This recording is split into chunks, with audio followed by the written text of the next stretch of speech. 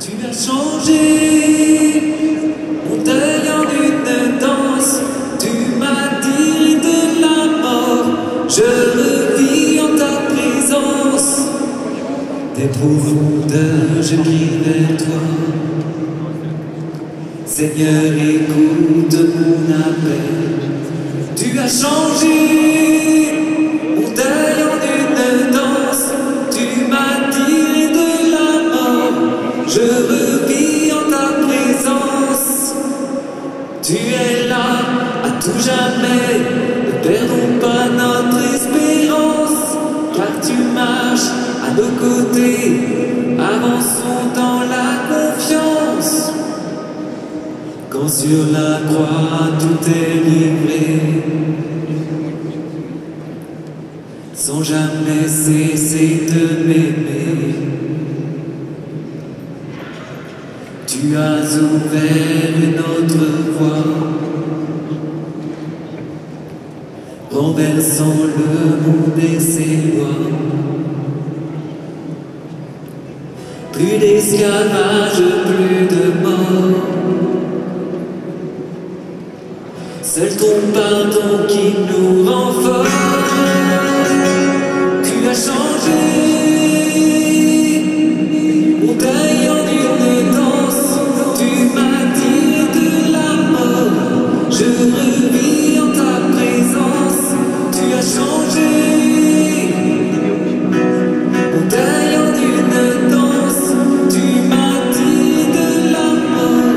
Je revis en ta présence. Tu es là à tout jamais. Bienvenue à ce premier congrès mission. Bienvenue à chacun et chacune. On est très heureux de vous accueillir ici. On est très heureux d'être accueillis ici, à la basilique du Sacré-Cœur de Montmartre. Voilà, c'est vraiment un bel événement. Pourtant, c'est vrai que je vois des visages un peu inquiets, des gens un peu anxieuses. Alors, laissez-moi vous rassurer tout de suite. On n'est pas fous. On va pas faire des trucs de dingue. Je veux dire, ayez confiance. Hein, on va pas, je sais pas, aller danser dans la rue, notre joie. Se mettre peut-être à prêcher, j'ai vu ça une fois dans un film, se mettre à prêcher sur des cagettes en bois, sur le trottoir, prêcher comme ça l'amour de Dieu. Non. Enfin, franchement, ou alors proposer la confession dans des lieux tout à fait fantaisistes et inopportuns. Non, on est tous d'accord là-dessus. Je veux dire, il faut que les personnes consacrées, voilà, respectent la dignité de leur ministère et de leur habit. Donc, ça sert à rien. Hein, voilà, c'est juste ce petit mot d'introduction pour vraiment que les choses soient claires. Ça sert à rien de se lancer dans des idées qui ne marcheront pas. Par exemple, proposer des cours, voilà, proposer des cours de caté du soir à des adultes, à des gens de plus de 30 ans. Non mais c'est sûr que ça ne marchera jamais.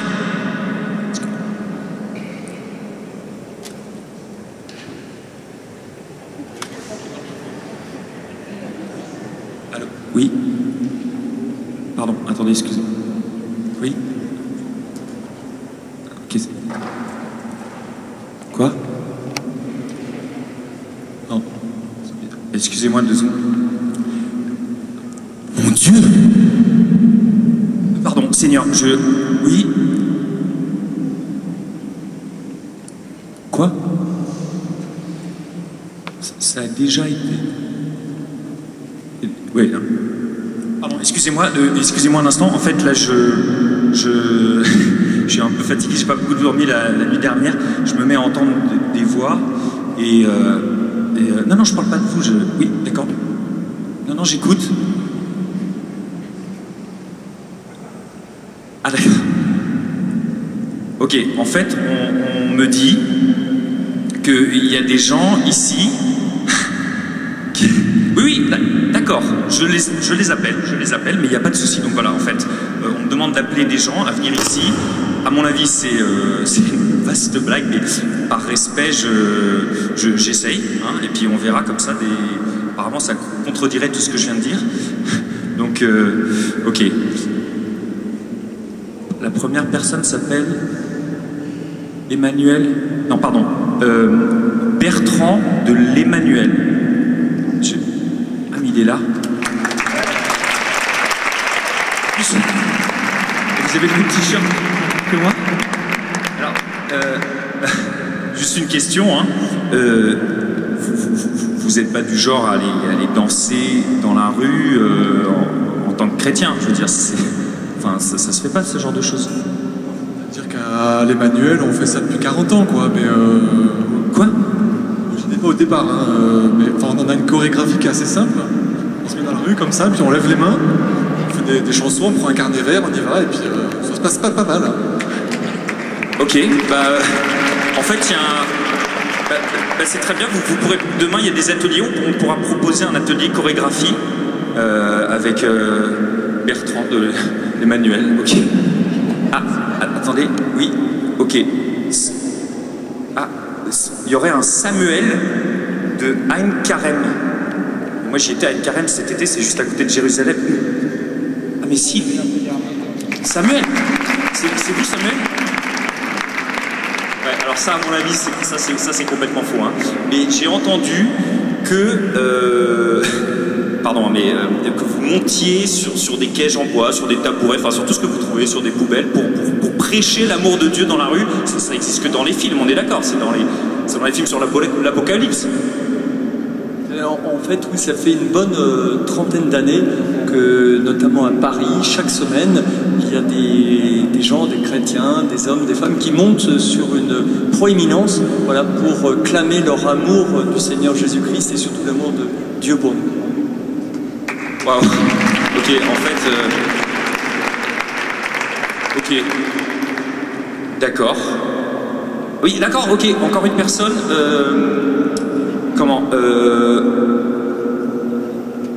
Beta. Non, pardon, Oméga. Une personne qui s'appelle Oméga. Alpha. Ah, merci, c'est ça, c'est Alpha. Vous entendez aussi de... Ah oui, il a une meilleure audition que moi. En fait, on est sur le même... Ah, c'est vous? Vous vous appelez Alpha?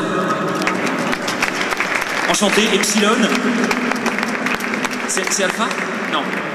Mais alors, attendez, parce que ça, je veux dire... comment... Enfin, vous avez eu recours à des gens de la publicité, du marketing, pour faire venir des personnes de plus de 30 ans à des cours du soir? Des cours de caté? Racontez-moi, comment ça se passe? Ben, je ne sais pas bien, mais là, il y a 1000 paroisses et églises protestantes en France, et des milliers de paroisses catholiques qui font des dîners. C'est peut-être ça, en fait. C'est par l'appétit qu'on a, les personnes. Donc, des gens, comme vous et moi, qui invitent des amis à dîner pour découvrir le Christ. C'est en ce moment. 12 000 personnes à table, peut-être ce soir.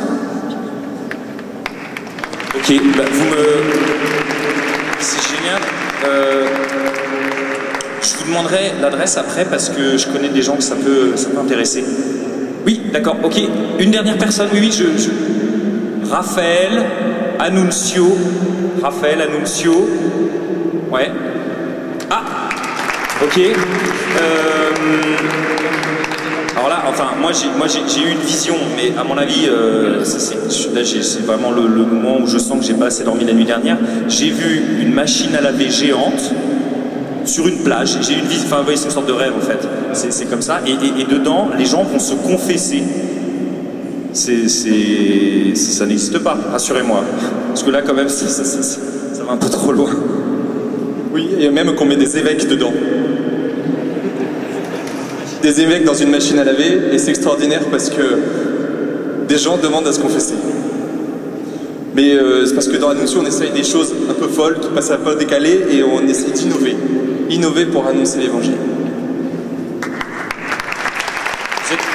Vous connaissez ces personnes? Vous connaissez ces personnes? Oui. Ouais, merci Fitzgerald, merci. Effectivement, je connais ces personnes parce que depuis quelques années, on est tous habités par ce même désir, ce même élan pour annoncer l'évangile. On fait ce constat qui nous réunit tous ce week-end. C'est ce constat que la France s'éloigne de Jésus, s'éloigne de Jésus-Christ, connaît plus son Seigneur, connaît plus son Sauveur. Et ce constat, il nous fait de la peine. Et depuis aussi quelques années, on voit beaucoup de gens qui essayent de réouvrir les portes de l'Église. C'est magnifique. Mais les gens ont oublié que l'Église avait des portes. Les gens ne trouvent pas la porte. Et on se dit, c'est peut-être l'inverse. C'est peut-être à nous d'aller trouver la porte des gens, d'aller les retrouver, de trouver la porte de leur cœur. Et ça, c'est pas évident. Le Saint-Père nous disait, dans son exhortation apostolique, je veux juste vous lire cette petite phrase qui, je pense, illustre bien ce qu'on veut vivre ce week-end. J'espère que toutes les communautés feront en sorte de mettre en œuvre les moyens nécessaires pour avancer sur le chemin d'une conversion pastorale et missionnaire qui ne peut laisser les choses comme elles sont. Il faut une révolution dans l'Église. Ce n'est pas d'une simple administration dont nous avons besoin. Plus de pastoral de la pierre, plus de pastoral du balai, plus de pastoral de la paperasse. Constituons-nous dans toutes les régions de la terre en un état permanent de mission. Un état permanent de mission. C'est notre objectif ce week-end, c'est de travailler, de prier, de réfléchir ensemble, tous ensemble, quelles que soient nos communautés, nos paroisses, nos sensibilités, de se mettre d'un seul cœur et à travailler. Qu'est-ce que c'est évangéliser aujourd'hui et maintenant? Parce que nous sommes tous concernés. Il n'y a pas ceux qui sont faits pour ça et ceux qui ne sont pas faits pour ça. C'est notre appel de tout baptiser. Et vous le savez puisque vous êtes là. Alors ce week-end, l'idée, c'est de travailler ensemble. C'est pour ça qu'on a voulu se réunir. Ce n'est pas l'objet d'un petit groupuscule, pour faire cette grand bouleversement dans l'Église, ce bouleversement de la mission. Passer du repli sur nous, du silence, qui est un temps révolu, à la pastorale de la reconquête, et de la reconquête amoureuse, la reconquête des cœurs, par amour, avec amour. Voilà, c'est l'année, le jubilé de la miséricorde qui démarre, c'est le jubilé de la mission qui démarre.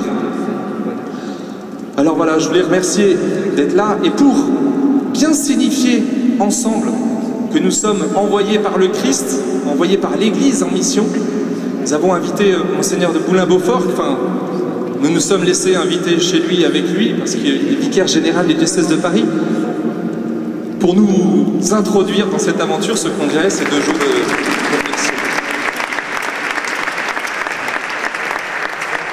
Voilà, chers amis, je suis heureux de déclarer ouvert ce congrès mission pour une église en sortie, si j'ai bien retenu le titre complet. Je le déclare ouvert au nom de Monseigneur 23, notre archevêque, qui est actuellement à Philadelphie, avec le Rassemblement mondial des familles, mais surtout, sans forcément avoir une communication directe comme notre ami Fitzgerald, plutôt en l'ayant mais autrement, je voudrais le déclarer ouvert au nom du Christ, notre Seigneur qui préside là, dans cette représentation de son Sacré-Cœur. Et je voudrais vous dire 3 motifs pour lesquels j'ai beaucoup de joie à ouvrir ce congrès. Le premier, c'est que Annunzio, qui en a eu l'initiative, a eu la générosité d'inviter la communauté Anne Carême, les Manuel et puis les Alpha à se joindre à lui pour monter ensemble cette opération, pour partager ensemble les expériences de mission que les uns et les autres ont pu accumuler au cours des années, au cours des mois, notamment pendant cet été. Le deuxième motif de joie, c'est que jamais je n'ai vu la basilique comme ça, dans cet état. Et après tout, ça lui fait un peu de bien. Ça fait un lifting pour pas trop cher, j'espère, mais pas forcément durable. En tout cas, la mosaïque toute bleue comme cela, jamais je ne l'avais vue ainsi. Et ça renouvelle le regard sur cette basilique. Et plus sérieusement, c'est le signe aussi que c'est dans la prière, dans la présence eucharistique du Christ. C'est porté par la prière des sœurs qui sont ici et puis de tous les pèlerins, de tous les fidèles qui viennent, que ce congrès se déroule.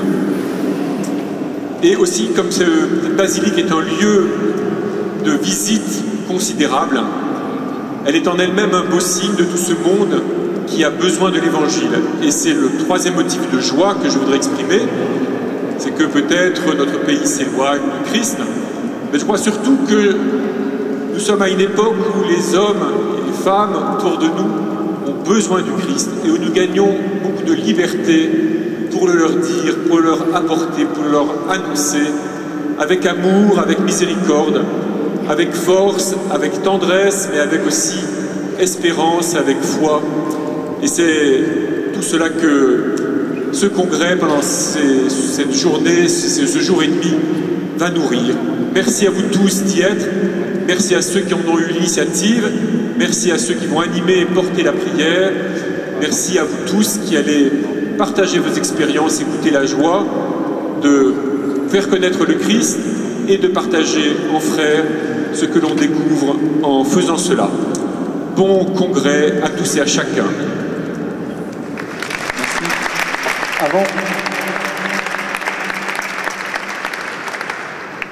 Tout au long de ce week-end, puisque nous sommes dans une église qui ouvre ses portes et qui accueille beaucoup de visiteurs, un groupe d'entre nous s'est proposé à tous ceux qui le souhaitent, feront de l'évangélisation.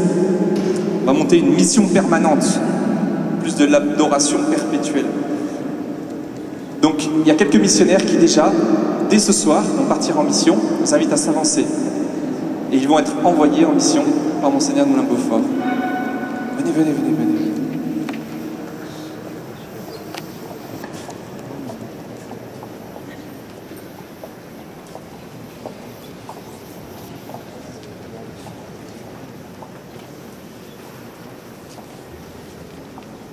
Si tout le monde s'en va, il n'y aura plus personne dans la basilique pour écouter les témoignages de ce soir.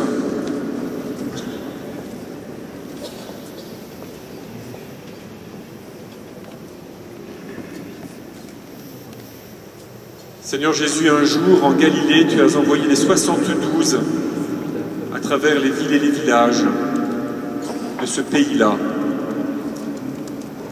Tu leur as donné la joie de voir, de chasser les démons, de guérir les maladies, et de voir ta parole transformer la vie de ceux qu'ils rencontraient. Lorsqu'ils sont revenus à toi, tu leur as dit que leur nom était inscrit dans les cieux et que c'était la plus grande source de joie. Seigneur, bénis ceux qui ce soir se présentent devant toi. Ils vont aller porter ta parole, porter ton nom, porter ta miséricorde à ceux qu'ils rencontreront. Fortifie leur cœur, apaise-les de toute inquiétude. Donne-leur la puissance que jadis tu as partagée à tes apôtres et renouvelle par leurs paroles tes actes de bonté pour que les hommes puissent retrouver le chemin de la vie et le chemin de la joie. Bénis Seigneur ce que tu envoies. Te le demandons à toi Seigneur qui règne avec le Père et l'Esprit pour les siècles des siècles.